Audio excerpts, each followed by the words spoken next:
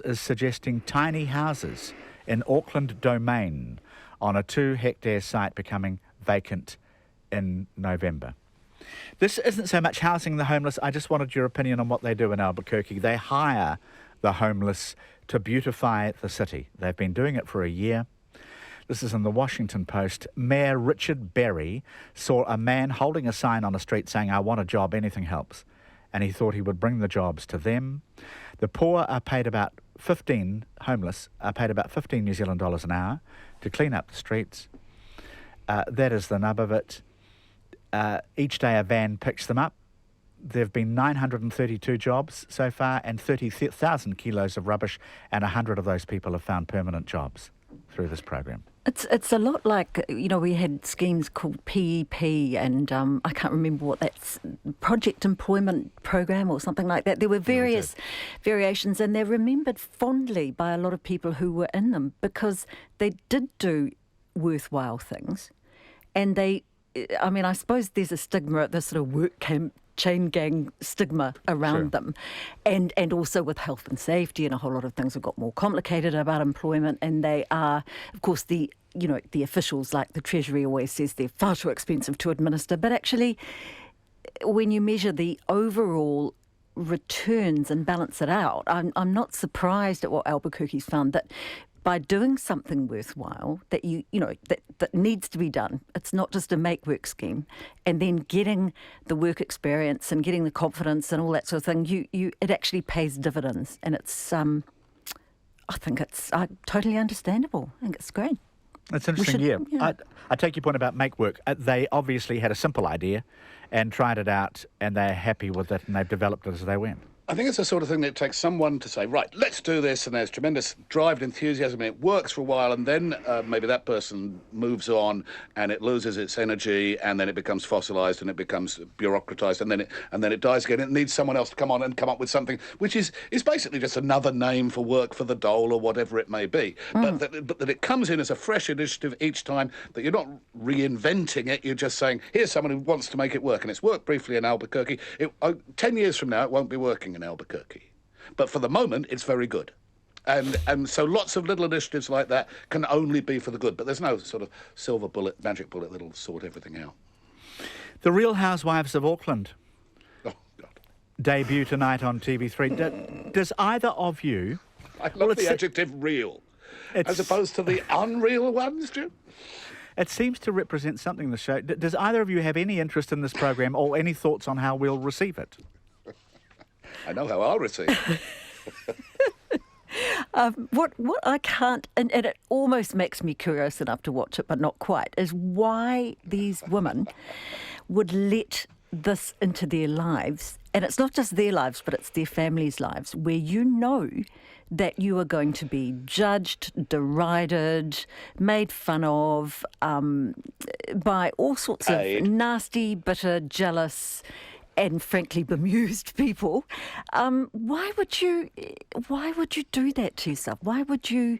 It's just like being a columnist. I don't understand. I mean, there's some people love attention and publicity, and there is many people with galloping cases of relevance deprivation, but I do not understand how they ever recruit people for these things. You just answered your own question.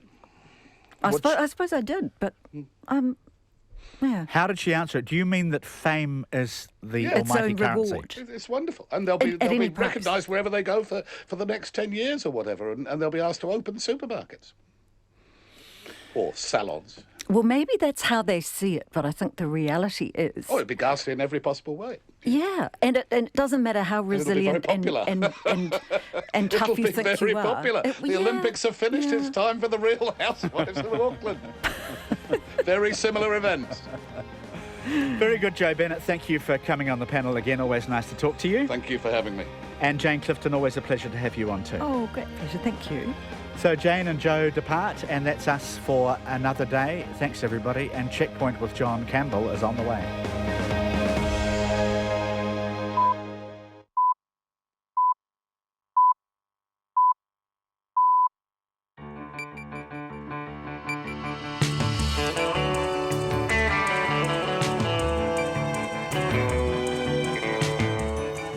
Kia ora everyone, I'm John Campbell on behalf of our excellent team. Haere mai, welcome to Checkpoint on RNZ National. Tau te maira I hoa mā, he kōrero, kei te haere, he kaupapa, kei te karawhiua. Tonight, what was the source of Havelock North's water contamination? The ecology professor who says he's never seen fresh water of such low quality, something we then put to the chairman of the Hawke's Bay Regional Council. Delight in Lower Hutt after the Department of Corrections moves a sex offender out of the neighbourhood. New Zealand's most successful Olympic Games ever in overall medal numbers comes to an end. Kayaka Lisa Carrington leads New Zealanders out for the closing ceremony. And we look at which sports received the most funding and how they returned on that money in terms of medal count, plus architects around the country fight to save one of the country's most significant buildings from the Wreckers Ball. All of that and more coming up in the next 89 minutes. But first, Katrina Batten with RNZ News. Kia ora, good evening. A government inquiry into water contamination in Havelock North will not consider or determine any kind of civil or criminal liability. The draft terms of reference for the inquiry have just been released. Here's our Deputy Political Editor, Chris Bramwell. The inquiry will look into how the town's water supply became contaminated, how that was subsequently addressed and how local and central government agencies responded. Describing the terms of reference as very wide, the Attorney-General Chris Finlayson says they include any lessons that can be learnt about water supply management in Havelock North and more broadly throughout New Zealand. He says it's important that people have confidence in the quality of drinking water, and the inquiry will ensure the government has a clear understanding of what happened in Havelock North. Over the coming weeks, Cabinet will consider who leads the inquiry. Ātau I te whare pārimata, ko Chris Bramwell tēnei. The head of Te Puia Marae is calling for Housing New Zealand and Work and Income to merge into a single agency. Huri Moana Dennis spoke at the Mangere Marae today at the first hearing of a cross-party inquiry into homelessness. The Marae opened its doors to the homeless for 11 weeks this winter, attracting 170 families, 40 of whom are now in social housing. Mr Dennis says bad decisions and bureaucracy are the main reasons people end up on the street. Housing New Zealand and Priority Waiting List WINS needs to be merged together to one agency or look like the same person. Our whānau are getting caught up in this big tidal wave of he said, they said, you said, he said. These families are not getting the support that they need from the agencies who are paid and funded to do this job. Huri Moana Dennis says the number of homeless people also needs to be determined, otherwise proposed solutions are meaningless. Any hope of finding alive an 18-year-old man who went missing at the sea off New Plymouth this morning is fading. The man and a 26-year-old mate were clearing cray pots when their dinghy capsized near Motoroa Island at about 6:30 and they decided to swim for shore. Our Taranaki reporter Robin Martin has more. The police say the older man threw a life jacket to his companion when he began to struggle, but it's not known if he got it on. Senior Sergeant Thomas McIntyre says the search will continue until it gets dark and will resume tomorrow if necessary, but as time goes by, the chances of finding the missing man alive are diminishing. He says the police are supporting his family, who are devastated. The 26-year-old made it to shore and is now in a serious but stable condition in Taranaki Base Hospital. Ko Robin Martin tēnei. Residents of a Lower Hutt suburb say they're pleased a sex offender has been moved out of their neighbourhood. The community, including parents of young children, strongly opposed his placement there. A man had been living in an unnamed location since his release from prison 10 years ago. His relocation to Maungaraki generated intense local opposition, and he's now been sent to a house in the grounds of Christchurch Men's Prison, pending a suitable residence being found in the Wellington region. Residents are delighted he has gone, saying the site was always unsuitable and they hope the relocation will be handled better next time. However, Corrections says it worked closely with the community before placing the offender. The Rio Olympics have closed with a carnival ceremony on a blustery night at the Maracana Stadium. The ABC's Damien McIver was there. There was dancing in the stands as the games of the 31st Olympiad and the first games held in South America came to an end. The closing ceremony was a festival of singing, dancing and fireworks on a wet night in Rio as the athletes paraded through the stadium. The IOC President Thomas Bach addressed the crowd and said the Games were a celebration of diversity in difficult times. The Prime Minister of Japan, Shinzo Abe, made an appearance as a prelude to the Tokyo Games in 2020. Damien McIver. A survey of mail arriving in this country shows that virtually 100% of it is clear of any biosecurity risk. The Ministry for Primary Industries, which did the survey over 2 weeks in May, says only 5 non-compliant goods were detected out of 4,367 items inspected. They included undeclared seeds, a partly dried leaf with fungal growth, and meat in homemade cans. To sport now, the All Blacks have called up 5 injury replacements for the second test against Australia in Wellington next Saturday. Ryan Crotty and Cody Taylor suffered head knocks during last Saturday's 42-8 win in Sydney. Waisake Naholo got a hamstring injury, and Nathan Harris and George Moala were injured in the build-up to the game. Returning to the squad are Auckland centre Rieko Ioane, who was part of New Zealand's unsuccessful Sevens team in Rio, and Chiefs fullback Damien McKenzie. McKenzie's teammates Seta Tamalivalu, Highlanders hooker Liam Coltman and Blues hooker James Parsons are the others called up. Coach Steve Hansen says Ioane brings versatility to the team. He had a very good super season, and he's really someone that we see in the future that could have a long career. So, like, he's only 19, and we've got the opportunity with the 2 guys that are injured, and both of them are short-term injuries. Steve Hansen says several players will get good opportunities this year to establish themselves in the team. High Performance Sports Chief Executive Alex Baumann says some Olympic sports will have a nervous wait over the next few months before new funding allocations are confirmed. He says a thorough review will be done of each sport first. And the United States men's basketball team have won the last gold medal of the Rio Games. They comprehensively beat Serbia 96-66 to win their 15th gold in the competition. That's the news. The anticipation. This is something I've been dreaming about for the last 7 years. For it to have such a great ending, it couldn't get much better than this. The payoff. I knew that I'd raced well and that I'd put everything out there, and to have the gold, that was just the icing on the cake. The future. Right now, the goal for Tokyo was 16 plus. We'll obviously reassess that, but I still think we have more potential. Golden moments. Guy Aspinall and Susie Ferguson, morning reports, weekdays from 6. Then on 9 to noon, can studying how the brain processes smells help treat diseases like Alzheimer's? And after 10, India's James Herriot, rural vet Dr. Naveen Pandey, who treats everything from farm cows and snakes to tigers. Join me, Lynn Freeman, after Morning Report on RNZ National. Met Service weather through to midnight tomorrow. Northland, Auckland, Coromandel and Bay of Plenty. A few showers turning to rain for a time overnight. Fine tomorrow. Waikato to Wellington, including the central high country, also wide at upper. Occasional rain clearing south of New Plymouth this evening and elsewhere overnight. For Gisborne and Hawke's Bay, high cloud with a few spots of rain later. Fine tomorrow. Nelson and Marlborough, remaining areas of rain clearing and fine tomorrow. Bulla and Westland, showers clearing tonight. It'll be fine tomorrow. Canterbury, north and central Otago, mainly fine, but isolated showers inland today and drizzle developing in the east tomorrow evening. Dunedin, Clutha and Southland, cloud increasing tomorrow and patchy drizzle developing in the afternoon. Occasional rain or showers for Fiordland and the Chatham Islands, cloudy periods today. Occasional rain tomorrow with cold southerlies at night.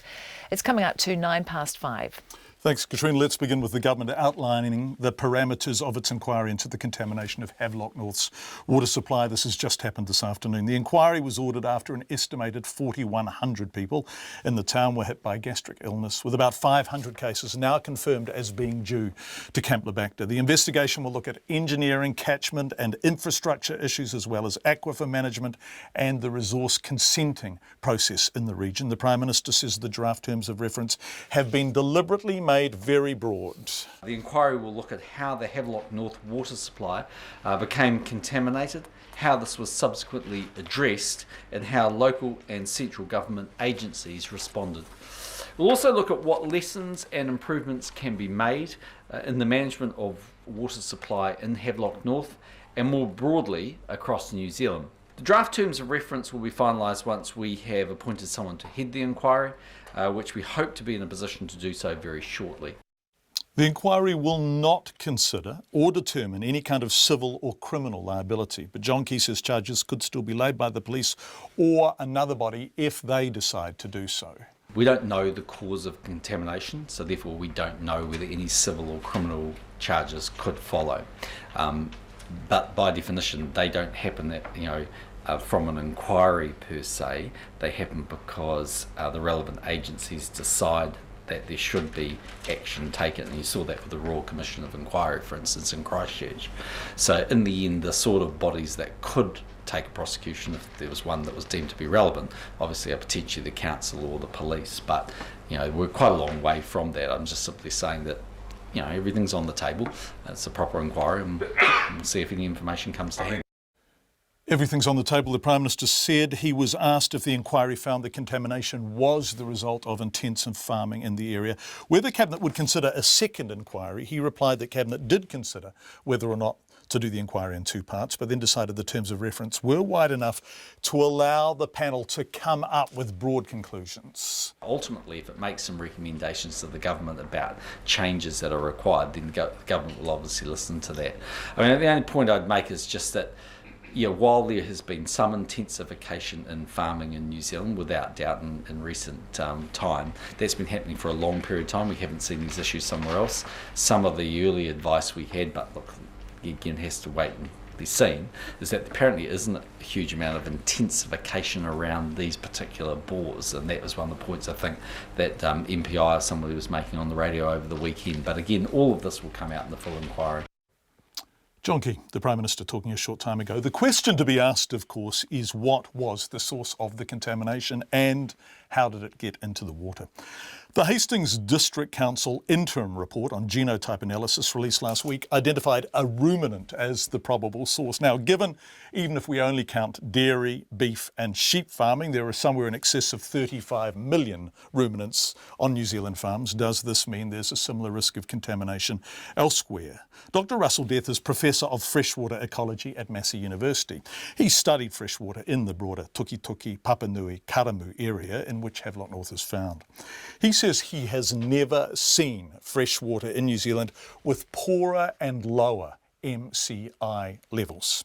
More on that shortly. But first of all, was he surprised by the contamination of a town water supply? A town water supply in New Zealand is infected by many of the pathogenic organisms which live in our water supplies. It's not surprising at all. In fact, it's inevitable, really. So if it's inevitable, will this happen again? I think it's highly likely to happen again. As with many infections, it's always a question of probabilities. So I think that it's highly likely to happen again, and I certainly won't be surprised at all if this happens again in another probably smaller town water treatment plant. Usually rural areas where their ability to fund better treatment is not as great.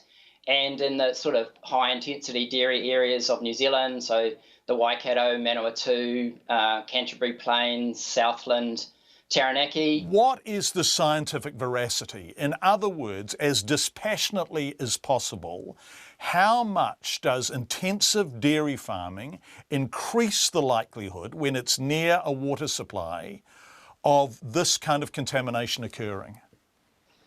I think it's nearly universal around freshwater scientists, at least, that water quality in New Zealand has been declining for upwards of 25 years.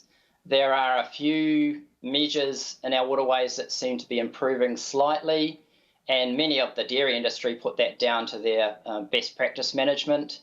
It's questionable whether that's a result of that or whether it's just other changes, but certainly, I mean, in particular, the key one is nitrate. So nitrate levels are increasing. That is predominantly coming from the urine of cows. And in general, at least up until the price declined, we were feeding them a lot of palm kernel. They can't process that palm kernel very well. Creates very high nitrate concentrations in their urine. That goes down to a little spot on the grass, and that inevitably ends up in the waterways.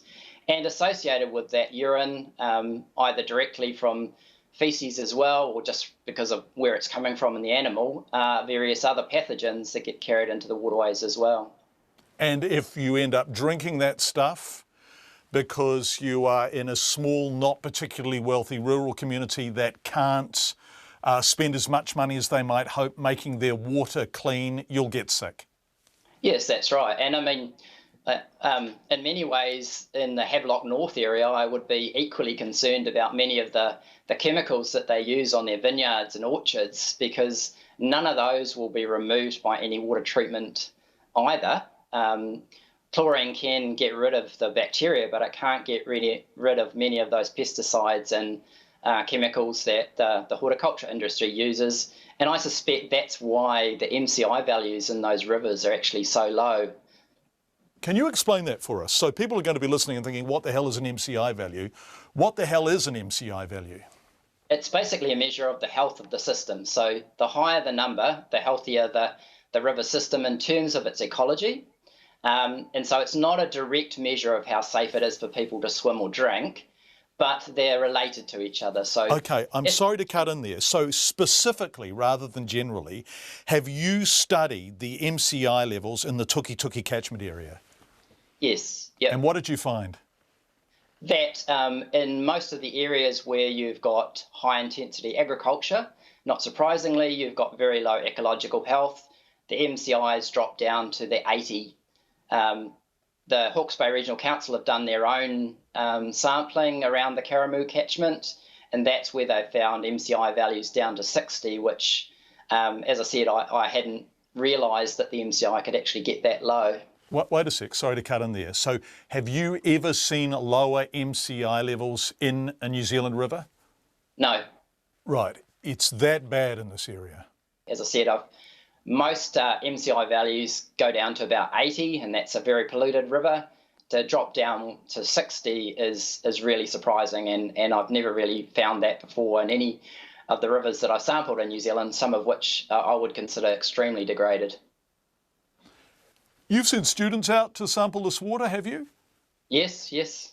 And what did they find? They were very shocked. They found dead animals on the riverbank, and kind of came back and said that they didn't really want me to send them out sampling those kind of streams again. So, if sometimes that kind of water is inadvertently introduced into a town's drinking supply, what does that mean? We really firmly believe that it's only a question of time before people get sick as a result. I think even if people start to improve, chlorinating all of these water supplies, that there are still going to be other issues associated with changes in land use practice, the fact that we have intensified the dairy farming industry so much that people are still going to be at risk of various diseases associated with waterborne pathogens. I mean, we have the highest level of many of these waterborne gastrointestinal diseases in the OECD. That's Dr. Russell Death, who's Professor of Freshwater Ecology at Massey University. Well, Hawke's Bay Regional Council documents obtained by Checkpoint today appear to support his assessment of some of the water quality in the region. Take, for example, the Papanui, one of 5 Tuki subcatchments in a stream that's a tributary of the Tuki River. Of it, the Hawke's Bay Regional Council itself says Papanui has, and I quote, very high bacteria levels. All sites surveyed showed bacterial contamination. Again, I quote, concentrations increased to extreme levels during high flow. And the report describes fecal contamination, typically from cattle. Remember, this is from the Hawke's Bay Regional Council. So, given those descriptions, given what Dr. Russell Death has just said, and given that more than 4,000 people have been made sick by contaminated water, I asked the Regional Council's chairman, Fenton Wilson, if water standards in the region are good enough. I guess we've got to get a few things in context here, John, and good to talk to you. We're not quite sure where this has come from or what's happened here yet. So until we determine that, I'm not really wanting to speculate on what may or may not have happened. The contamination does, though, on the face of it, according to the Hastings District Council report, appear to have come from a ruminant, right? That's what they're telling us, yes. OK, and the most likely ruminant, it seems from the report, is cattle or dairy cows, and then on a scale down. Yeah, well, there's not too many other ruminants, so yeah, correct. OK. If we look up the Tuki, the Papanui catchment, also the Pukawa catchment and part of the Upper Karamu, you have MCI scores below 80. I've just spoken to a scientist who says he's never seen lower MCI scores in New Zealand rivers. Right. Well, you know, I don't have any comment on that. I don't have any of that information to hand. We will certainly have that. Hold on, these are from your reports. I mean, on the table in front of me, I have a rather impressive array of material, and so you would know what I was talking about. I'm only choosing to use Hawke's Bay Regional Council reports. Okay. So let's go to the Papanui subcatchment. This is a report from January 2016, so the beginning of this year. It says E. coli in water is an indicator of bacteria from excrement. Yes. Papanui has very high bacteria levels. Samples taken at Middle Road had the highest peaks of any long-term monitoring sites in the Tuki catchment areas. And then it goes on to say concentrations increase to extreme levels during high flows. Now, you and I both know that 2.5 weeks ago there was flooding in this area. This is the cause of all of this stuff, isn't it? Well, it's a long bow to draw that set of data to the issue that's happened in Havelock North. And as I say, speculation is not helpful at this time. Do you have to get consent for feedlots in the area covered by your regional council? Don't know off the top of my head, but I can find out, and I'm certainly happy to come back and talk to you again about that, John. But off the top of my head, I don't know what consenting process goes around feedlots. What I can say, though, with categorically, is the Tuki River, and let's sort of put this one to bed, has clear bore samples between the Brookvale site and the Tuki River itself. It is extremely unlikely that E. coli came from the Tuki River. So we need to be quite clear on that. I mean, Except I guess, yes, you're right. And everyone that I've spoken to, and certainly Lawrence Yule was saying last week, that it's unlikely anything has got from the Tuki into the Havelock North water supply. So I suppose my issue is the kind of trying to hook leaching, them the together. kind of E. coli levels, the kind of bacteria indicators, the kind of incredibly low MCI levels exist not only in the Tuki, and let's go back to your own report. They exist throughout this region, don't they? They exist in Papanui, they exist in Pukawa, they exist in the Upper Karamu. And so the chance of this leaching into groundwater supply is high, isn't it? Disagree. Because you're pulling together a range of indicators that actually don't quite match up in this particular instance. Now look, no one in their wildest imagination is happy with what's happened here. But going forward, if you want to put it the big picture, which is what you're talking about, we are implementing changes that will decrease E. coli, lift MCI levels, and make all our waterways a better place. And that's got to be a good thing.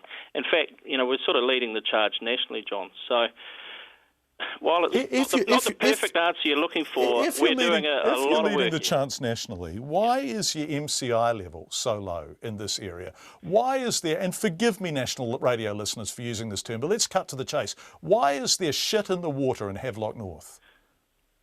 We don't know categorically yet, John. I'm sure you'll be one of the first to find out. Could the regional council have tried harder? Could you have been tougher? Could you have set the bar higher earlier? In relation to what? Water quality levels. Well, we certainly have set the bar higher, in this particular catchment, higher than most parts of New Zealand. And we're implementing this process right now. Higher than most parts of New Zealand. Absolutely. So give me an example of one thing that the regional council does that sets the bar higher than most parts of New Zealand. Not is going to do, but has done, that exists already.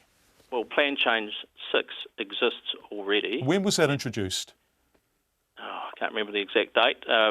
Last year, it finished its High Court process. And it required a High Court process, didn't it, because of objections from people, including councillors, didn't it? Which is democracy, exactly. So you are now claiming credit for something that the Hawke's Bay Regional Council objected to? Well, Well, there's a range of discussions throughout the plan change that go on for a couple of years, but all we're really interested in now, John, is the outcome, which is a range of rules and regulations, including stock exclusion, land management, focus on different soils, etc., a whole range of outcomes that will make the waterways a better place. Do you think they will get better soon? They have to get better soon. It's part of the process. Fintan Wilson, who is the Hawke's Bay Regional Council Chairman. People are emailing and texting and saying, what is an MCI in short? And forgive, if you're a scientist, forgive this fairly simplistic explanation. They are macroinvertebrates. They're small animals without backbones, e.g. insects and worms. I'm reading this from New Zealand's environmental reporting series. They live on or under submerged logs, rocks and aquatic plants on the beds of rivers and streams. Now, the higher the level of them, the higher the health of the river in general terms. And what Dr. Russell Death was saying is that some of the fresh water, just some of it, he saw in the Papanui and actually other catchments around in the broader Tuki tributary were at the lowest level he's ever seen in fresh water in New Zealand.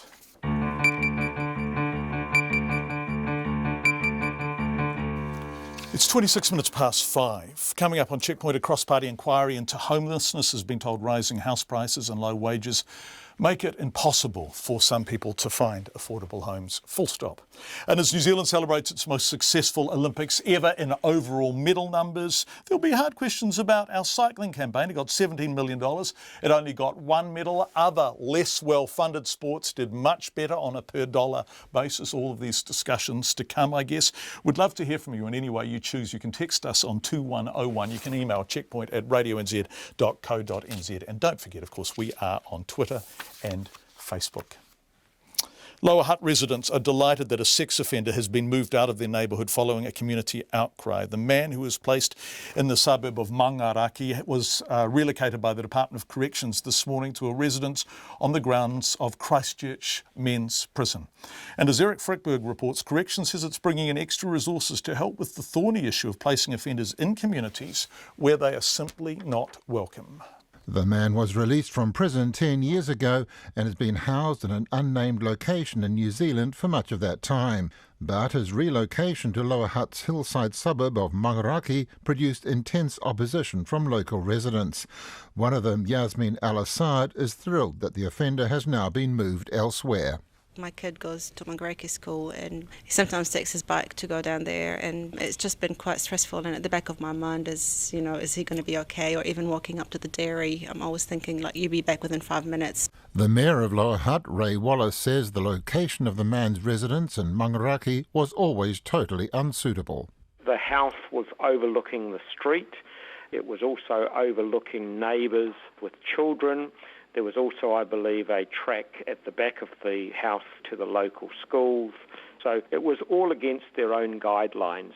The offender has now been sent to a residence on the grounds of Christchurch Men's Prison, but only in the interim until the Department of Corrections can find a suitable residence in the Wellington region.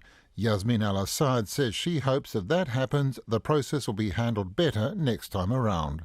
Well, I do hope that they will choose a better location for him and a better placement where there aren't going to be children around. So maybe somewhere where they're more retired population in there, or somewhere where he isn't posing a risk for little children. The Department of Corrections National Commissioner Jeremy Lightfoot is defending his department's actions. He says he believes Corrections took all reasonable steps to keep the community safe, with his staff working with police, the Ministry of Education and the Hutt Council, as well as notifying immediate neighbours about the placement.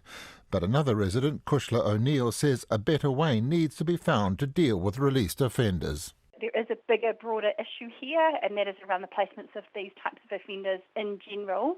I'm not referring to people that have done their time, show remorse. They deserve the right to be supported, I think. It's really the people that don't want to change or can't change. They're not being reintegrated into the community. They're effectively in prisons away from prisons. I think that there must be better solutions. Jeremy Lightfoot says for his part, the offender was subject to direct supervision at all times and could only leave his residence with prior approval and accompanied by a minder. He was also electronically monitored and was given strict exclusion zones. But that was small comfort for the Mangaraki community, and now the department has to start again, finding the man a new home somewhere in the Wellington region. For Checkpoint, ko Eric Frickberg Tene. It's 5:30, Katrina standing by, but just before the news headlines, New Zealand's most successful Olympic Games is over. That's in total medal numbers, 18 in all. Flag bearer Lisa Carrington, who won a gold and a bronze medal in the canoe sprint, led the New Zealand team into the stadium. Despite a wet evening, 70,000 spectators watched the final act of the 28th Olympics. Here's a short report about the finale from Reuters. An approaching storm couldn't dampen the enthusiasm of fans gathering for the closing ceremonies of the Rio Olympics. People from around the world ascended upon the iconic Maracana Stadium, and all controversies and problems appear to have been forgotten by this Iranian American. It was just a joyful experience. A British visitor felt the same way. Unbelievable. The whole team have been fantastic. Staged despite a lack of funds, a deep recession, and social turmoil, Rio unfurled South America's first Olympic Games, hoping that the power of sport would eclipse a seemingly endless list of problems. And fans who turned out for the closing ceremonies seemed to believe they succeeded. Now the city extinguishes the Olympic flame, but not the memories the Games created. Tokyo next in 4 years' time. After the headlines, we will dissect our Olympic coverage. Our Olympic campaign. Olympic coverage can be dissected by Media Watch, I suspect. Are there some athletes deserving of more funding in light of their performance in Rio? This is the big discussion Great Britain had about getting dollars where they're likely to be most successful. Is that a model we want to follow? We will look at that after the news headlines and business.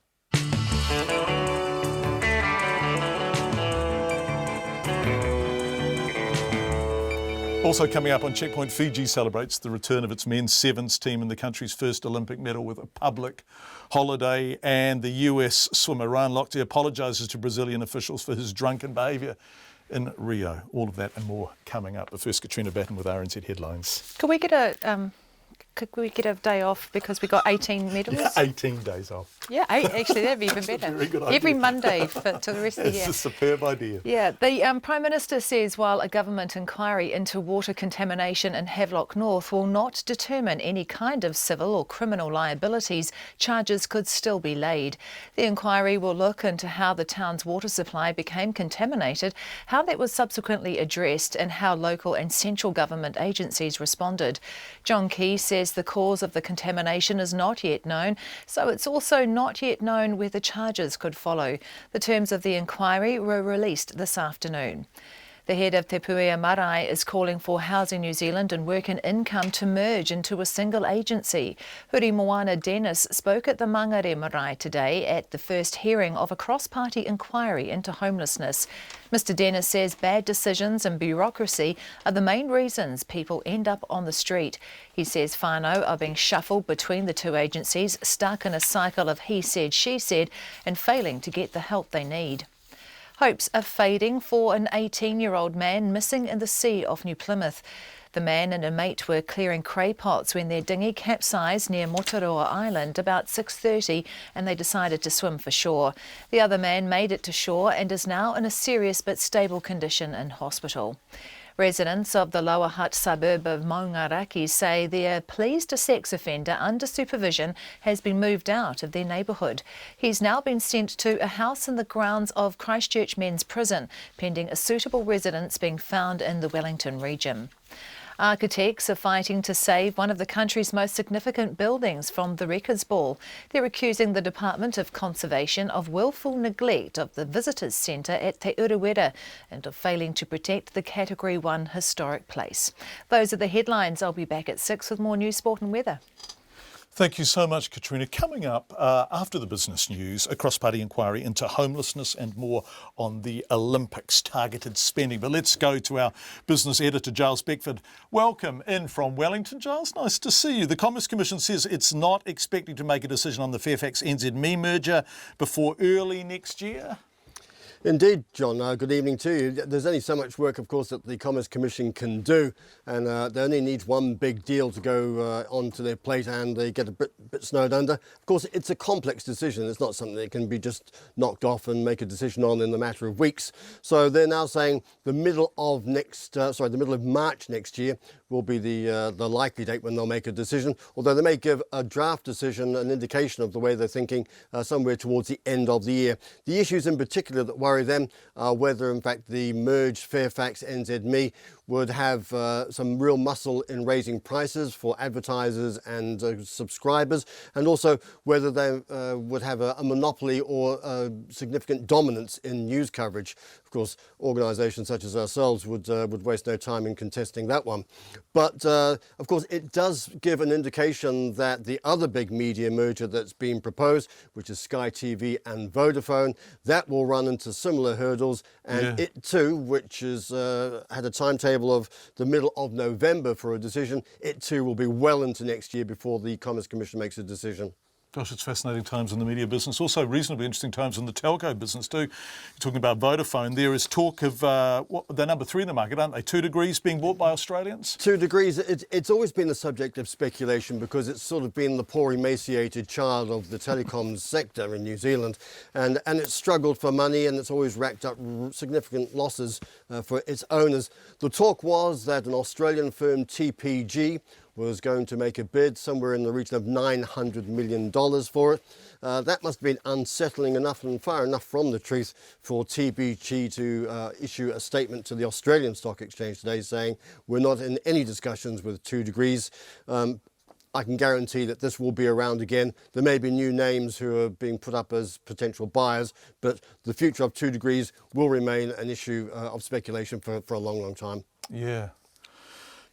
OK, what happened on the markets today, Giles? Another storming session for our share market. It's added 57 points, that's 0.8%, 7,462. Big buying there for Ryman Healthcare, Spark, Fletcher Building, Genesis Energy, all notable risers. And the New Zealand dollar, 72.2 US cents and just touching 95 Australian. Our business editor, Giles Beckford. Thanks so much, Giles. A cross-party inquiry into homelessness has been told rising house prices and low wages make it impossible for people to find affordable homes. The inquiry was set up by Labour, Green and the Māori Party after the government blocked an attempt to hold one by a select committee. Today's hearing at Te Puia Marae in Auckland is the first of 5 to be held around the country. Our reporter Mohammed Hassan was there. Paul Gilbert from the Housing Foundation is clear about what's causing homelessness. Mr. Gilbert says rising house prices and low wages make it impossible for people to find affordable homes. And it's no surprise we're seeing a rise in homelessness.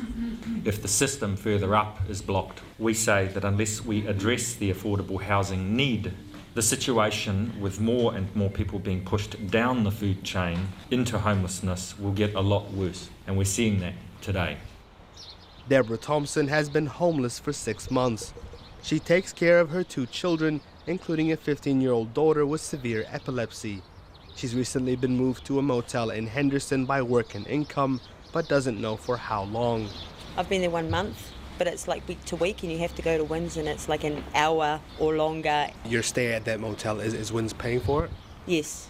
And how much are they paying, do you know? $770. So that's money that the government's paying for where they could have me housed. Yeah. Right, so that's $770 a week. Do you know if you're expected to pay that back? I'm not sure yet because I've asked for my rundown on my benefit and they haven't shown me it. So you have no idea? No, I have no idea if I'm paying it back or not, no. Deborah Thompson told the inquiry she's been on the Housing New Zealand waiting list for 5 years and before the motel had spent the year in a caravan park. We lived in a 17-foot caravan that leaked and I paid $400. A week?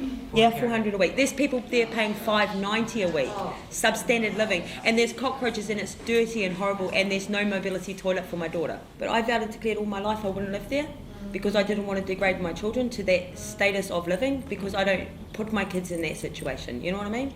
Te Puia Marae has been at the centre of the conversation on homelessness since it opened its doors 3 months ago, attracting more than 170 families, 40 of whom are now in social housing. Its spokesperson, Huri Moana Dennis, says bad decisions and bureaucracy are the main reasons people end up on the streets. Management and coordination of social housing stock, Housing New Zealand, and priority waiting list wins needs to be merged together to one agency or look like the same person. Our whānau are getting caught up in this big tidal wave of he said, they said, you said, he said. Mr. Dennis says as a result, people are strung along for weeks, months, even years, without receiving any help. The agencies are using a very archaic, a very primitive assessment tool to assess whānau urgency in terms of where they need to be on the priority list. So archaic that some whānau who are supposed to be getting homes were not getting homes. The second hearing will be held in Christchurch this Friday, followed by Tauranga, Kaitaia and Wellington. For Checkpoint, Mohammed Hassan.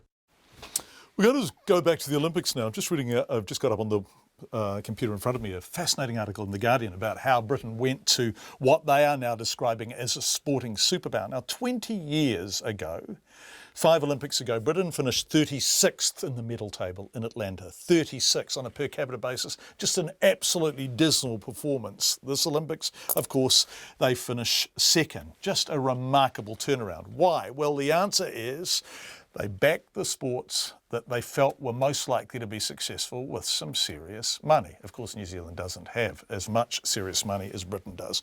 But these sorts of discussions are about to take place here.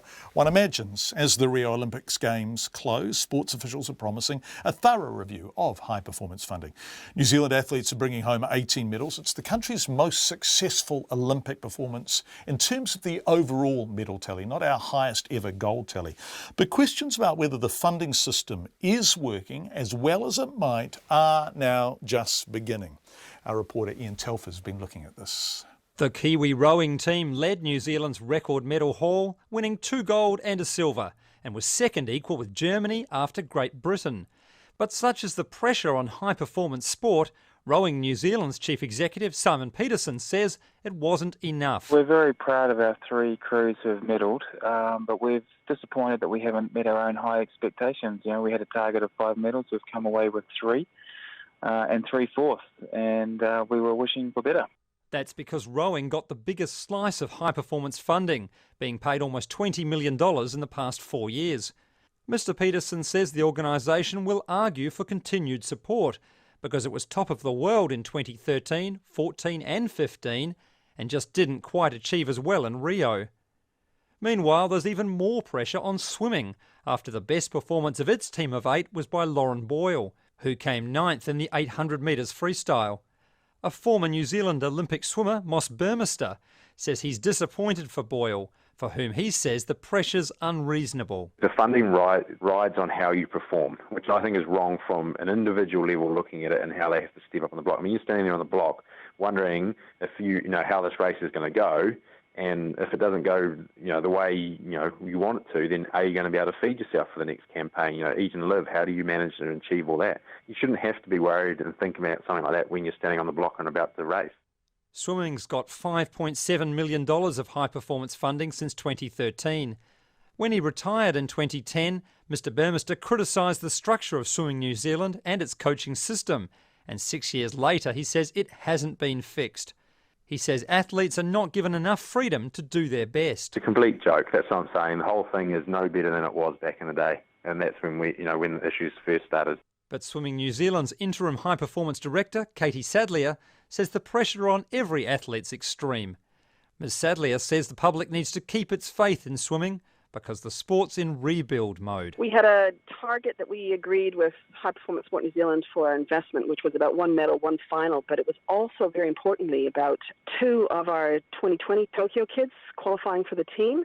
And yes, we missed the 1 medal, 1 final, but we had 5 of the young kids get on that team, and the majority of them did some really good stuff while they were over there. So it was very much about a future team. There'll be hard questions too for cycling, which got $17 million and only won a silver medal at the Games. But Cycling New Zealand today turned down RNZ News' requests for an interview, saying no one was available. An academic in physical education at Otago University, Michael Sam, says New Zealand's overall performance was outstanding, and it came because of its $60 million a year investment in high-performance sport. Dr Sam says New Zealand must be strategic about its money because it's a small country with large travel costs. But there are dangers of putting in too much. I think as a country we also have to be aware that whenever we put X number of dollars into high-performance sport, we're essentially mobilizing money away from community sport. And I think that's probably not necessarily a good strategy in the long term. Michael Sam says allocating sports funding is a very sensitive and difficult thing that usually doesn't please anybody, and he doesn't envy anyone trying to do it right. For Checkpoint, Ian Telfer. On Wednesday morning, there will be a big welcome home in Auckland for members of the New Zealand team who are returning. Others are going off immediately to compete in other events. But already in Fiji, tens of thousands of people have turned out to welcome home the country's champion Olympic Sevens team, the men's team.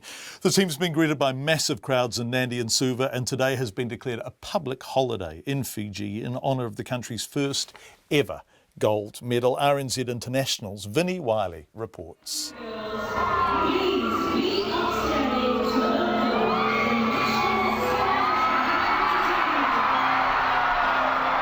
Tens of thousands of Fijians turned out in Nandi yesterday for the team's arrival home. Supporters lined the streets, cheering and waving flags from Nandi International Airport to Prince Charles Park, where close to 8,000 fans greeted the team. The celebrations started 10 days ago when Fiji thrashed Great Britain 43-7 in the gold medal match to earn the first ever gold medal for a Pacific nation and the first of any colour for Fiji. Fiji's Prime Minister, Frank Bainimarama, said it was a wonderful day to be a Fijian. We have been going to the Olympics since 1956, and while we have always done our best, unfortunately, our best was not enough to win us a medal. But in Rio, we have really come of age as a sporting nation, storming the gold at the Summer Olympics in the one sport we played better than anyone else in the world. This was it. This was our moment, and wonderful moment it is. Head coach Ben Ryan got a text message from Buzz Aldrin after the final to say how great Fiji had played. He says the players were relaxed, laughing and singing before the biggest match in the history of Rugby Sevens. And when that happens, he knows they will be relaxed and ruthless on the field. And that moment when I watched them run out, I realised why we were going to win that final.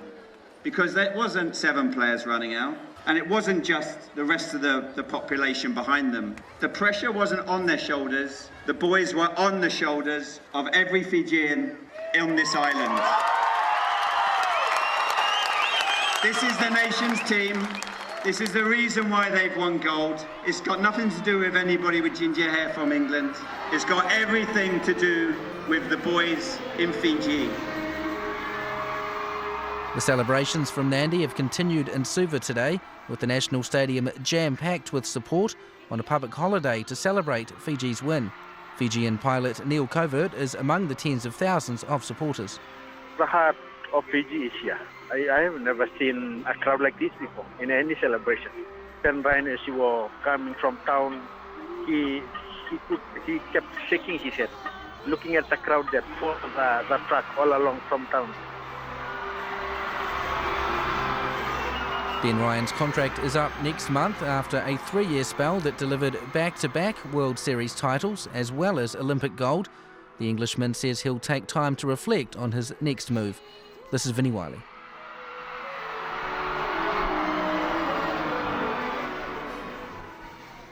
Wonderful track, Vinnie. Thank you. Vinnie is part of the Radio New Zealand international team. Meanwhile, US swimmer Ryan Lochte has apologised to the people of Brazil for, and I quote, over-exaggerating, end quote, claims he was robbed at gunpoint while at the Rio Olympics. Lochte told Brazilian television station TV Globo the country doesn't deserve the bad publicity that resulted.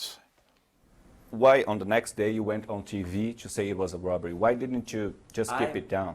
I over-exaggerated the story, and that was my fault. I don't know. I still wonder that to myself every day now. Since then, Brazil doesn't deserve that. You guys put on amazing Olympics. Everyone in Brazil, the people, the fans, everyone that put on the Brazil Olympics, it was amazing. You guys didn't deserve that kind of publicity. And it was my immaturity that caused that. And that's why I'm saying, that's why I'm really sorry about that. And it was my fault, and I take full responsibility for it. And I just want the people of Brazil to know how truly sorry I am, because I'm embarrassed. I'm embarrassed for myself, for my family, and for my country. I was highly intoxicated, and I'm human. I made a mistake. And one thing I learned a lot from it, and I know that this will never happen again. Ryan Lochte. Time now for some of your feedback. We're going to have a sting first. Have we got a sting that says, oh, nice. It says short sting on the top of the page. Sorry. John, I grew up on the Tuki. We used to pump water from the river up to the house to drink, straight from the river. I'm only 42, so this wasn't that long ago. My dad and brothers still live there, and they now collect their drinking water from town. I now live in Havelock North. My children and I have been horribly sick. We're heartbroken. We can't swim in our beloved river anymore. We used to camp there every summer. Says another person, thank you for your full coverage of the water crisis. Please look into how the dam and the concomitant increased intensified dairy farming and other farming will play into this. Yes, that is certainly an issue that is being much discussed now. John, it's sad that the dairy industry has been allowed to develop to the detriment of the environment and the people of New Zealand. Shamefully, the authorities have paved the way for this to happen. Lots of feedback along those lines. If the Hawke's Bay Regional Council is so concerned about water quality, why do they allow people to graze cattle and sheep along the stream that crosses Riversley Road south and runs into the Karamu stream? Obviously, we don't know that that's the case, but certainly this person says it is. I can only imagine it is so they don't have to pay contractors or staff to mow the stream edges that they compulsorily acquired from adjoining landowners. And finally, when Houston has a problem, they rally to fix it. They don't have an inquiry, dither around looking for excuses or point fingers. Councils suck, says Patricia. Thank you for your feedback, all of you, a lot of it tonight. You can get in touch with us by texting 2101, by tweeting or using Facebook, or by emailing checkpoint@radionz.co.nz. A man accused of trafficking 16 Fijian nationals into New Zealand to work could face 20 years in prison or a $500,000 fine if convicted. Immigration says Feroz Ali charged 16 people large sums of money to work in New Zealand. It says he facilitated their unlawful entry into the country and employed them or arranged for them to be employed in breach of their visa conditions. Mr. Ali's trial began in the High Court in Auckland today. Our reporter Sally Murphy is there and she joins us now on the phone. Hi Sally, what charges is he facing? Well, in total, there were 57 charges laid against him, but this morning he actually pled guilty to 26 of them, 8 charges of aiding a person to breach their visa, 9 charges of exploiting them by not paying holiday pay, and 9 charges of not paying them the average wage. So he did plead guilty to those ones, but he pled not guilty to 31 charges, 15 of which are human trafficking charges. Right, so the trial will go ahead and there's a jury involved, right? Will they hear from the workers? Yes, well, they've actually started to hear from one this morning. There are 16 workers. They all live back in Fiji now, but they're coming over for the trial. One woman started her evidence this afternoon. She said that she applied for the job that Mr. Ali advertised because she wanted to provide a better life for her 7 daughters, and she was paid $17 an hour in New Zealand, which is more than she could ever earn in Fiji. Sally Murphy from the High Court. Thank you very much indeed, Sally. We'll be covering the trial as it unfolds. Architects around the country are fighting to save one of the country's most significant buildings from the wrecker's ball. They're accusing the Department of Conservation of willful neglect of the visitors centre at Te Urewera National Park and of failing to protect the Category 1 historic place. Conan Young reports. The Aniwaniwa Visitors Centre was built in 1976. It's one of a small number of buildings by the internationally renowned New Zealand architect, the late John Scott, who's best known for Korore's Futuna Chapel. The president of the Institute of Architects, Christina van Bohemen, says it's important the country preserves its modernist as well as its more historical heritage. He is our most well-known Māori architect, and he's well known for his fusion of modern architectural approach with Māori principles of design and tradition and a very great sensitivity of locating buildings on their site. Christina Van Bohemen says the profession is dismayed at DOC's decision to demolish the building and that it has abdicated its responsibilities. We think it's appalling because this building is a Category 1 building under the Historic Places Trust Act, and as a result, DOC are charged with looking after our taonga, and they seem to be completely neglecting their responsibilities. Aniwaniwa, which sits amongst trees near Lake Waikari Moana, has been closed for the past 8 years because of leaky building problems. Local architect Graham Linwood says DOC could have saved the building if it had wanted to, but instead decided to leave it to rot. For one, they've let the building deteriorate without doing any maintenance. Buildings don't exist without maintenance. Whether it's been done on purpose, we would suggest that it has, or whether it's just the fact that it's been neglected and unloved. Another falsehood, according to Graham Linwood, is DOC's assertion the building would cost $3 million to repair. He says a report he and other architects commissioned showed this could be done for less than a tenth of that cost. Absolutely gutted. For this to happen, and the organisation that's supposed to protect our heritage and look after all of our natural values and all the rest of it, it's just, in our minds, it's just disgusting. DOC declines to comment and referred calls to Tūhoe, with whom it now shares management of the national park. In a statement, DOC said the building had always been difficult to maintain due to weather tightness issues and earthquake susceptibility. It says parts of the old building will be salvaged and used in the building of a new visitors centre. For Checkpoint, ko Conan Young tēnei. It's 4 minutes to 6 on Checkpoints. Thank you for your feedback tonight. Lots of it coming in on the water in Hawke's Bay. We're going to look a bit in a minute or so at some of what the council itself is saying in the documents that I have on the desk in front of me. But first, London's famed Underground has finally got an overnight service. The city's mayor, Sadiq Khan, has written the tube for the first time in the night service as police prepared to redeploy security to ensure safety on the extra trains. They used to stop, now they don't. Diane Hodges from Reuters reports.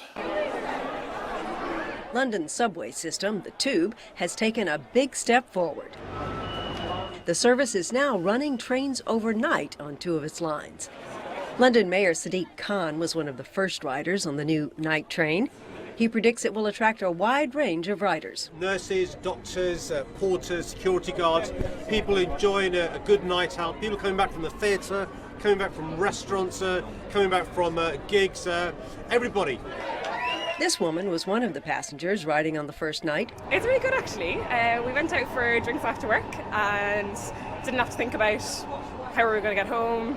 Normally we're trying to pay for cabs and stuff. The first underground railway service in London began in 1863. Now the Tube, which is known the world over for its red symbol, stretches into London's suburbs and beyond. Officials expect to take this latest expansion of services to other tracks on the Tube soon. Let's head from London to Turkey, where angry mourners have hurled water bottles at police during a funeral for some of the victims of a suicide bombing that killed at least 51 people, the worst such attack in Turkey this year. Ashraf Fahim reports. Angry mourners pelt Turkish police with water bottles. Tempers boiling over at funerals for the victims of the deadliest bombing in Turkey this year. At least 51 people were killed by a suicide bomb blast at a Kurdish wedding party on Saturday in the city of Gaziantep near the border with Syria. Mourners at the funerals chanted slogans blaming Turkish President Tayyip Erdogan. In Istanbul, Erdogan blamed Islamic State for the attack, which he claimed was carried out by a child as young as 12. The hardline militant group has been accused of being behind a wave of attacks in Turkey, often targeting Kurdish gatherings in an effort to inflame ethnic tensions.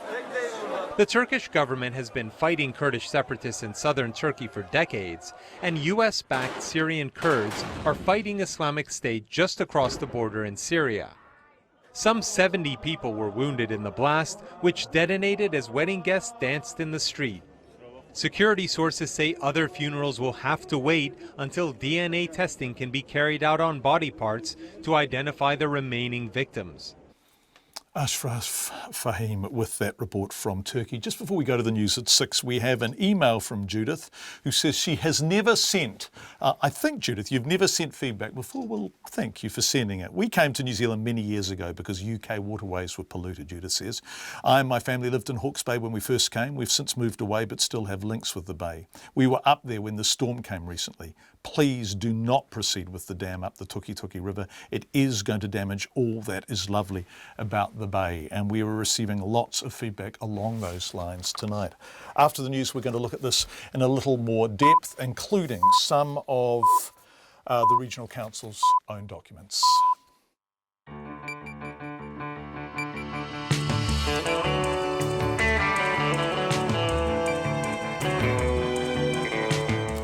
You are with Checkpoint on RNZ National. Thank you for being with us, however you are joining us, whether it is on the radio or live streaming on the RNZ website or viewing us live on Freeview Channel 50. It's great to have your company. In the next 30 minutes, the government inquiry, the terms of reference are out. They won't investigate whether criminal charges should be laid, but they are going to investigate lots of the causes and sources of this contamination. After 17 days, the Rio Olympics come to a close, and the former head of the iwi organisation, the Wellington 10th Trust, Natata Love, has denied having discussions with his partner about a services agreement relating to a property deal. All of that and more in the next 29 minutes. But first, Katrina Batten with RNZ News.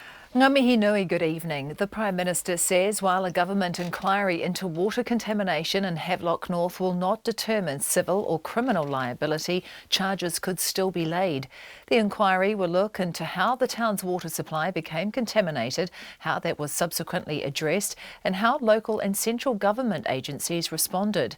Speaking at a post-cabinet news conference late this afternoon, John Campbell said the cause of the contamination is not yet known, so it's also not yet known whether charges could follow. But by definition, they don't happen from an inquiry per se. They happen because the relevant agencies decide that there should be action taken. And you saw that with the Royal Commission of Inquiry from Christchurch.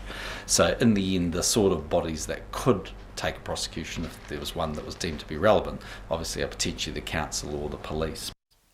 Commenting on the apparent bugging of a meeting room used by the All Blacks at a Sydney hotel, John Campbell told journalists he too has been bugged, but he wouldn't go into specifics about how, when or where or who might have been responsible. Some instances I wouldn't know who's behind it, and I certainly wouldn't comment even if I did know.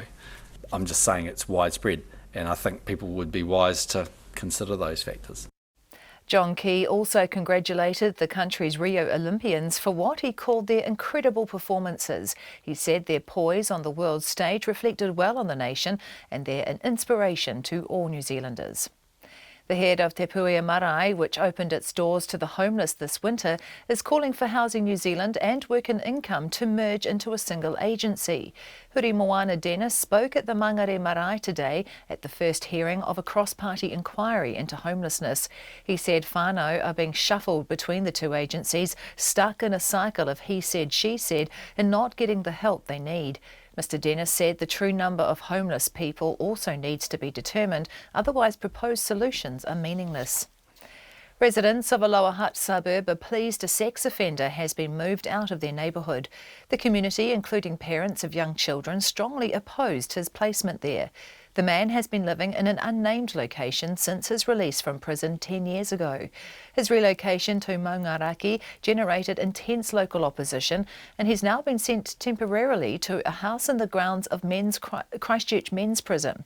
One resident, Kushla O'Neill, is delighted he's gone, but she still thinks the matter needs a closer look. There is a bigger issue here around the placements of offenders in general. I'm not referring to people that have done their time, show remorse. They deserve the right to be supported.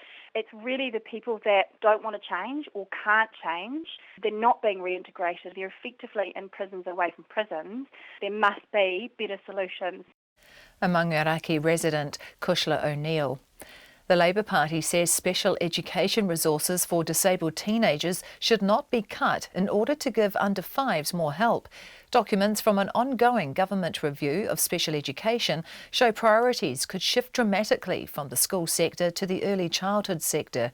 Labour's education spokesperson Chris Hipkins says the government should increase overall funding for special needs, not cut funding from one group in order to give it to another.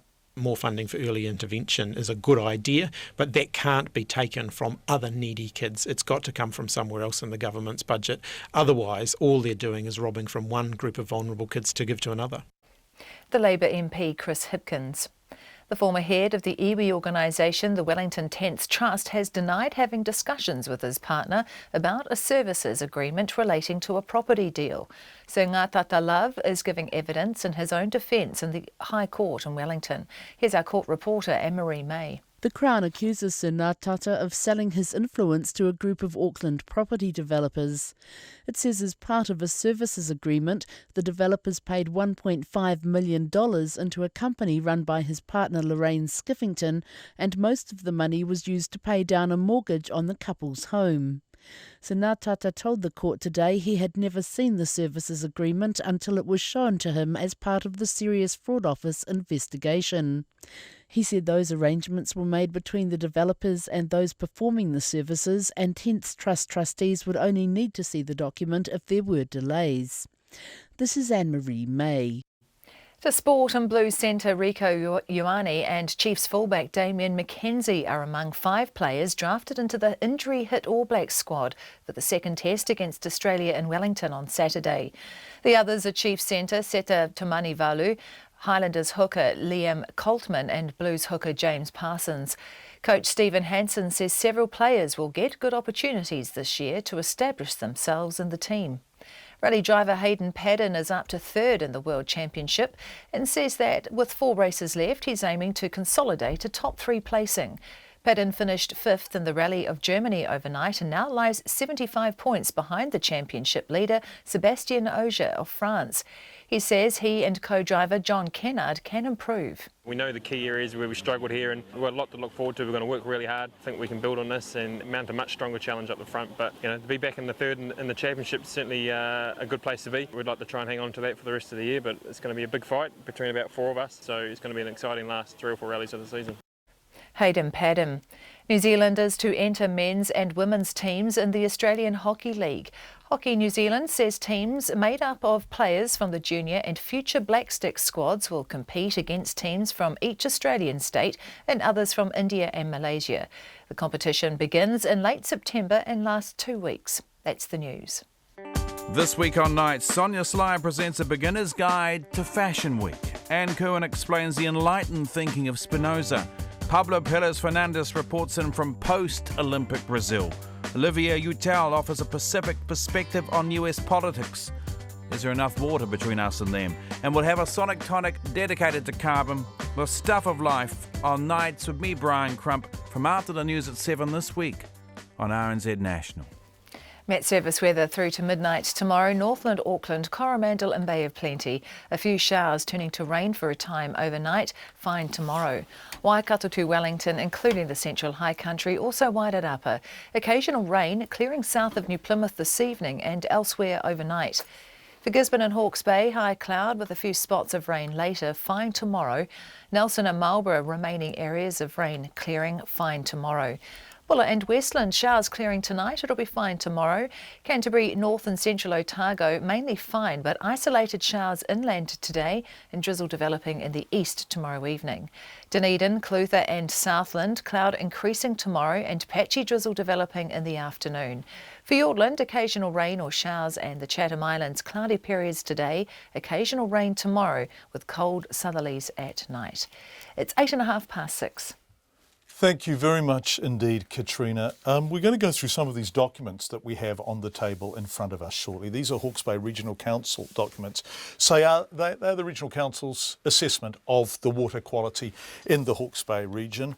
It's not a scientific assessment. It is, well, the scientists are at the council, but it is the council's own assessment. But let's look back over what we've covered so far tonight. The government inquiry won't investigate whether criminal charges should be laid over the contamination of Havelock North's water supply. If you're just tuning opinion, the terms of reference for that inquiry have come out today, released by the government this afternoon. How did Campbell get into Havelock North's drinking water, leaving more than 4,000 people sick, shutting businesses and crippling local businesses, shutting schools and crippling local businesses for the best part of a week?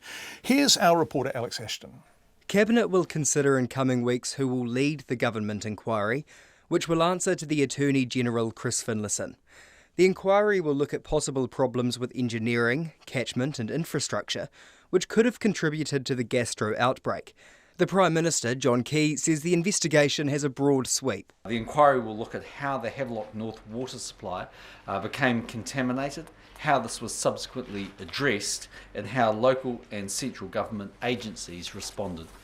We'll also look at what lessons and improvements can be made in the management of water supply in Havelock North and more broadly across New Zealand. The inquiry won't consider if civil or criminal charges are founded, because Mr Key says that calls over to the police or the local council. Any charges aside, the point of the inquiry is to ask why the contamination happened. An interim ESR report last week pointed to grass-eating animals like cattle or sheep as a likely source. A professor of freshwater ecology at Massey University, Dr Russell Death, has studied freshwater in the broader Tukituki Papanui Karamu area, which includes Havelock North. He says while the state of the river isn't a direct measure of how safe water is to drink, it is a contributing factor. In most of the areas where you've got high intensity agriculture, not surprisingly, you've got very low ecological health. The MCIs drop down to the 80. The Hawke's Bay Regional Council have done their own sampling around the Karamu catchment, and that's where they found MCI values down to 60, which, as I said, I hadn't realised that the MCI could actually get that low. Hawke's Bay Regional Council documents obtained by Checkpoint appear to support Dr Death's assessment of water quality. For example, all sites surveyed by the council showed bacterial contamination, and they also describe faecal contamination typically from cattle. The Regional Council's chairman, Fenton Wilson, is adamant the contamination had nothing to do with the Tukituki River. What I can say, though, with categorically, is the Tukituki River, and let's sort of put this one to bed, has clear bore samples between the Brookvale site and the Tukituki River itself. It is extremely unlikely that E. coli came from the Tukituki River. John Key says if the inquiry does identify intensive agriculture as a culprit, the government will take note. Ultimately, if it makes some recommendations to the government about changes that are required, then the government will obviously listen to that. I mean, the only point I'd make is just that, while there has been some intensification in farming in New Zealand, without doubt in recent time, that's been happening for a long period of time. We haven't seen these issues somewhere else. Some of the early advice we had, but look, again, has to wait and be seen, is that apparently isn't a huge amount of intensification around these particular bores, and that was one of the points I think that MPI or somebody was making on the radio over the weekend. But again, all of this will come out in the full inquiry. Meanwhile, primary schools in Havelock North reopened today and reported good attendance. The number of confirmed Campylobacter cases in the town has risen to 523, up from 509 yesterday, and 7 people remain in hospital. For Checkpoint, Alex Ashton.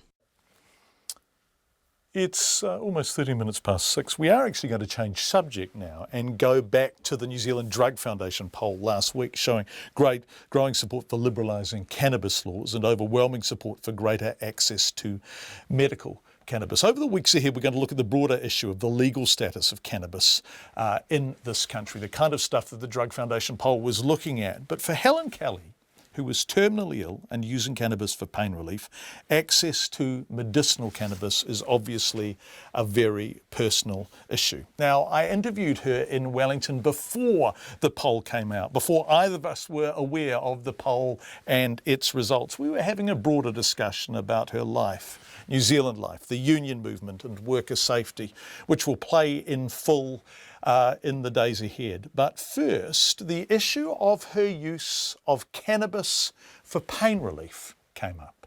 Mixture of cannabis products, depending on where I am in my daytime, because I don't want to get stoned, right? So the main thing is at night I take cannabis oil. When you say take it, how are you taking it? It's in little tablets, but it's been distilled down from leaf. And you just take one. And it just relaxes me. It's amazing because I've also got shingles, which is the thing you get from stress, being sick and everything. And I get very anxious, and cannabis leaf with a bit of tea, water on it, is like a little anti-anxiety thing. It really calms my nerves. And during the daytime I might have some edible, like chocolate or something, just to take the top off, but not to get too stoned. And then the most amazing thing, can I show you? Yeah, go on. Is this tincture, which is a cannabis, coconut cream and cannabis mixture. And it's basically an oil. So coconut cream? Yeah, and cannabis. Yeah. And it's basically, you rub it on yourself. And I mean, all these hippies kept sending it to me, mate. And I kept thinking, yeah, right, it really gets in, Mrs. Marsh. But it does. It bloody does. It's amazing. So when it's really painful in the nighttime or whatever, I can rub that on. And within a few minutes, I'm getting relief from it. And actually... You rub it in like a... Yeah, just like a tincture. Yeah. They call it a tincture. Where... And so it's a kind of a form of local anaesthetic almost. Yeah, and I've discussed it with one of my doctors and said it's weird. It could be, placebo or something, Yeah. And no, they say you can absorb. I mean, you do absorb this through the skin in a way. You put the oil under your tongue or in a tablet or whatever, and it absorbs. So it's exactly the same thing. And but it doesn't make you stoned. It's not going into your digestive system. But that little pot you just passed me, the contents of that would be illegal, would they? Mm-hmm. Totally illegal. And we've got old people with arthritis who are using it, who just say it's the best relief they've ever had. Well, a person who contacted me about their mother who couldn't really get out of bed, totally good brain, body, but arthritis, used it, got up. So it's this mild, low-key, cheap medicine being denied, and people are manufacturing all sorts of products out of it themselves without any idea of how strong it is, what they're taking, how to get it, running around in the back blocks trying to get hold of the product. It's absolutely insane. And in Australia now, they've regulated medical cannabis, and they're going to make products available, and already starting to. And it's lawful for us to go there and get a prescription and bring it back. And so why isn't there a whole list of those products? And what's the answer to that question? I don't know, but when I applied for a product which is 30% of the Californian market, what they did was they just rung the doctor, Ministry of Health just rung the doctor and asked question after question after question. He's a busy man, he's an oncologist, totally frantic. And there's things like, well, how will you know if she's benefiting? How will you know if she reacts? What do you intend to do to sort of administer it? And what's your experience? And it was just this, which doctors don't get asked for any other drug. They don't ring them up and say, I see you're giving her chemotherapy, how will you know this is going on? How will you know whether she's responding? The Ministry of Health. And he withdrew the application, my doctor, because I think he felt intimidated. We haven't had a good long talk about what happened, but imagine being him in that storm with me tweeting done and everybody covering it, and you're the doctor that signed the thing off, and the Ministry of Health are ringing you up and saying, what are you doing, sort of thing. Instead of saying, can we help you? Hey, you've got this application and we see it's high profile, it must be stressful, is there any way we can help? No. And then it was just denied. So now I'm forced to go illegally, and nobody's judged me on it. I've not had anybody criticise me for that. No politician. And why isn't Peter Dunne saying, well, she's breaking the law? So what's the answer? What would you like Peter Dunne to do? Well, immediately I'd like him to put a whole lot of products on that list that are widely used. He doesn't need to. So at the moment it's a list of one, Sativex. Yeah, right. So he could put the oils on, and he could put some of those medical products that are available in California. And then... So these would be products that have been proven in other territories and are available in other territories. That are available and are used. They might not be proven to his pharmaceutical grade quality, something or other, which is just a way of putting up a barrier, because nobody's using those products. The American regime doesn't require that standard. The Australian regime doesn't require that pharmaceutical. And the American regime also has the protection of the fact that if these things were going awry by now, the lawsuits would be flooding in, right? Of course they would.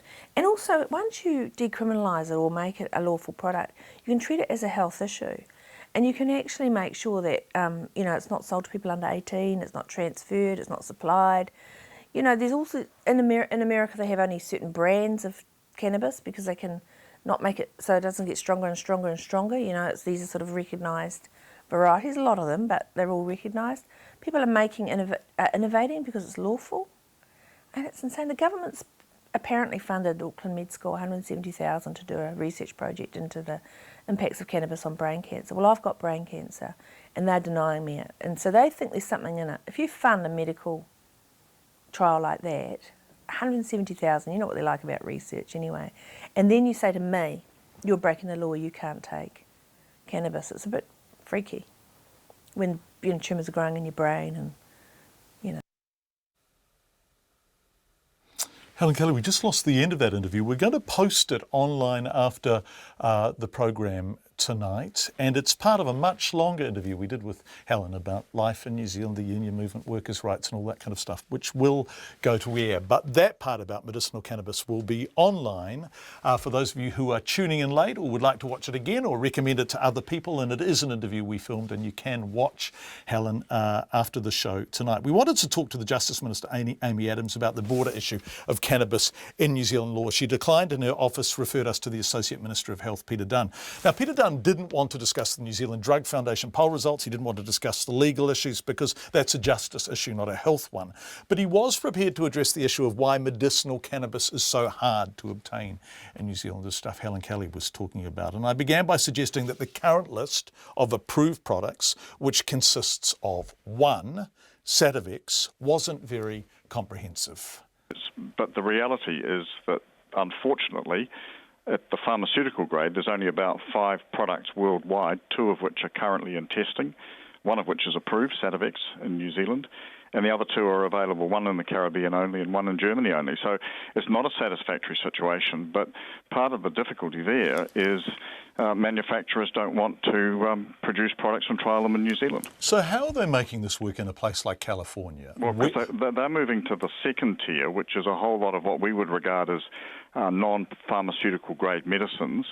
But the situation in New Zealand under the New Zealand law, and it's been the case for a very long time, and it applies to all medicines, is where a medicine has not been approved through the normal process, then doctors can prescribe that on application to the minister to approve that prescription.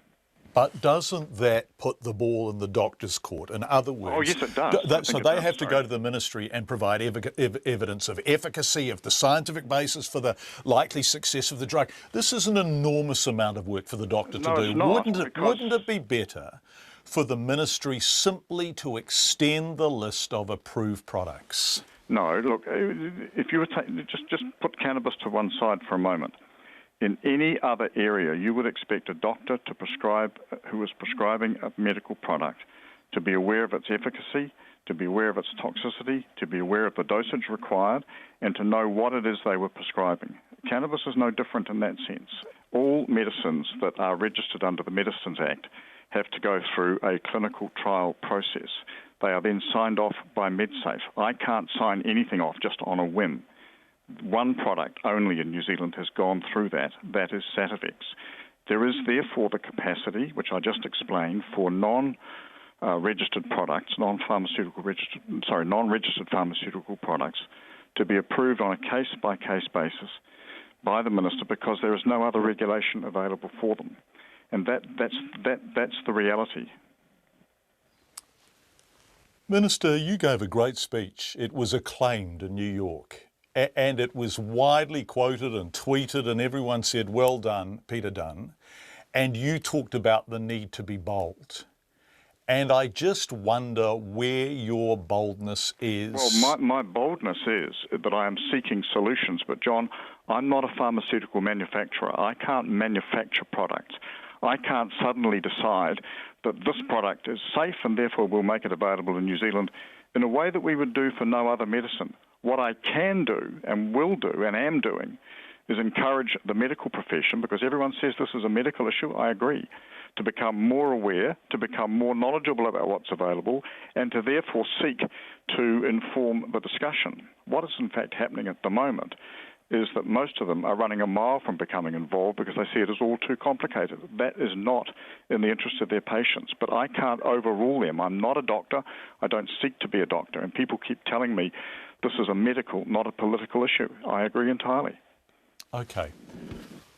What needs to happen, Minister, so that we don't have people who are terminally ill self-medicating? Why well, don't we... I think two things need to happen. Firstly, I think the clinical trial processes that I referred to earlier need to be completed. There are prospects of some trials getting underway in Australia at the end of this year, but they're probably 18 months to 2 years from completion. There is one application, I'm just not familiar with the detail, for a trial being considered in New Zealand at the moment, but beyond that, nothing. So that's the first step that we need to make progress on. The second step is, I think, for the medical profession to become much more actively involved in the advice that it's able to offer patients, so that patients aren't put in a difficult position of literally having to go searching on the net for something that they think might suit their needs, and then go to their doctor and say, look, I've discovered this product from wherever. Okay, can I pick you up? Put in a very difficult position. Okay, I think they need to upskill themselves rapidly. Okay, so if they do upskill themselves, what are they able to do? So I go to my GP, I am terminally ill, or my oncologist. What is my oncologist able to do to provide me with medicinal cannabis for pain relief? Well, the first thing the oncologist will have to do is to decide whether or not that's an appropriate treatment. And if they do, then what form and what product, and then how it can be sourced. That's not my job to determine that. And how long might that process take, typically? Well, look, I can't tell you how long it would take a doctor to decide what a patient's condition is and what they need to have prescribed. And get the appropriate approvals. But we're talking all months? I can say with regard to the approvals is that the two cases that have come my way have been approved within the hour of arriving on my desk. Peter Dunn. So both the interview with Helen Kelly and with Peter Dunn will be online within half an hour or so, and the longer interview with Helen will play in the not too distant future. Fascinating conversation about New Zealand life and what she believes in. It's 6:25. We're going to go now to Wellington. And the former head of the iwi organisation, the Wellington Tenths Trust, has denied having discussions with his partner about a services agreement relating to a property deal. So Natata Love is giving evidence in his own defence at the High Court in Wellington. The Crown accuses him of selling his influence in his capacity as chairman and trustee of the iwi organisation to a group of Auckland property developers. It says the developers paid $1.5 million to a company run by his partner, Lorraine Skiffington, and most of the money was used to pay down a mortgage on the couple's home. Our court reporter, Anne-Marie May, is covering the trial, and she filed this report. Sir Natata told the court one of his ancestors signed a deed of settlement promising that 1/10 of land in Wellington would remain with the tribes who were there, but that changed when the government took over after the New Zealand company collapsed. The people living in Wellington, the settlers, did not want Māori pā, and they just stepped in and took it. So the people were made destitute, made to leave their homes, put out, had no access to their foods and gardens. Sir Natata said in recent decades matters had improved as the iwi was able to take back responsibility for its lands. He told the court he met his partner Lorraine Skiffington when she was working in the office of then Treaty Settlements Minister Margaret Wilson, and it was refreshing to deal with someone who could see the wider interests rather than focusing on what the iwi couldn't have and why. He said by 2006 the pair were in a platonic relationship. It was also one where there's a spiritual connection, a friendship, a belief in certain ideas. And so we became very interested in similar things. She was mainly a Shakespearean scholar and taught me quite a bit about Shakespeare, and I enjoyed the company. Sir Natata said the relationship was never sexual, as he was a 70-year-old man and well past any interest in that side of life. He said when Lorraine Skiffington bought a property in Plimmerton, he moved in as it suited him to live closer to town. The defendant said a Westpac Bank loan analysis showing him owning property worth $8 million and no debt was incorrect, and that information had not come from him. When she was going for the loan, she needed some support, and I said I didn't mind my name being used provided I would come out, because I didn't want to be saddled with the mortgage. It was her house, and I respected that. Sir Natata said he had no discussions with Lorraine Skiffington about the terms of a services agreement signed by the developers and her company. Other witnesses said she said things like Natata would expect bank cheques on Thursday, but he said those discussions had not taken place with him. Sir Natata will continue giving evidence tomorrow. For Checkpoint, Anne-Marie May. It's 28 and a half minutes past 6. I'm on camera too. The chairman, this is some feedback coming in on Tukituki and the water in that greater region around the river. The chairman of the Hawke's Bay Regional Council is obfuscating, bordering on a cover-up or whitewash. I've swum frequently decades ago in the Tukituki. I know its catchment area well. The big question is now the proposed Ruitaniwha Dam, which will hugely exacerbate a nitrous runoff from the increased intensive farming. It's the elephant in the room. The fact that many rivers are polluted speaks of the irresponsibility and ignorance of councils and governments. Selling water offshore is an example. Lots of feedback coming in tonight. Really interesting to read the Hawke's Bay Regional Council's own documents on this. This is available online. It's the Papanui subcatchment. Now, the Papanui is both an area and also one of the tributaries of the Tukituki River, and it talks about bacteria in the area. It says E. coli in water is an indicator of bacteria from excrement. Papanui has very high bacteria levels. Samples taken at Middle Road had the highest peaks of any long-term monitoring site in the catchment. All surveys in the Papanui showed evidence of bacterial contamination. Concentrations increased to extreme levels during high flow. Now, remember, there was flooding 2.5 weeks ago, and fecal source trafficking work indicates periods of contamination, typically from cattle. That is the Hawke's Bay Regional Council's own words, ending Checkpoint tonight. Thank you for being with us. We'll be back tomorrow at 5. RNZ News headlines at 6:30. The Prime Minister says while a government inquiry into water contamination in Havelock North will not determine civil or criminal liability, charges could still be laid. The latest water test results from across the Hastings district have come back clear, although a boil water notice still applies in Havelock North. The head of Te Puea Marae, which opened its doors to the homeless this winter, is calling for Housing New Zealand and Work and Income to merge into a single agency. And residents of a Lower Hutt suburb are pleased a sex offender has been moved out of their neighbourhood. Our next news and weather is at 7. What do tomorrow's cities look like? Join me, Kim Hill, as I discuss that with French and New Zealand experts in a series of panel discussions around the country. As cities grow, how can we achieve quality of life for the